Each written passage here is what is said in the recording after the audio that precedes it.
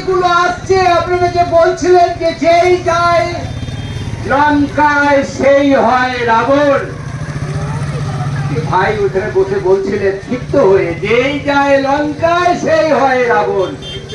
কিন্তু লঙ্কায় রামচন্দ্র গিয়েছিলেন, সীতা গিয়েছিলেন, লক্ষ্মণ গিয়েছিলেন, কিন্তু সকলে তো রাবণ হয়নি।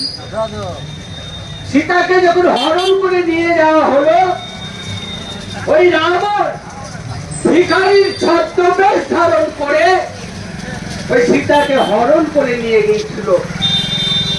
তাই আমাদেরকে এই লাল নীল পরে যে সমস্ত মুখোশধারী গরিবের কথা বলছে, যে সমস্ত পলিটিক্যাল পার্টিগুলো রয়েছে, এদেরকে আমাদের চিনতে হবে। এরা হচ্ছে মুখোশধারী রাবণ।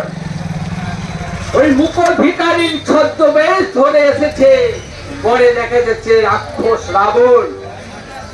এরা এসে আদানির সেবা করছে, আম্বানির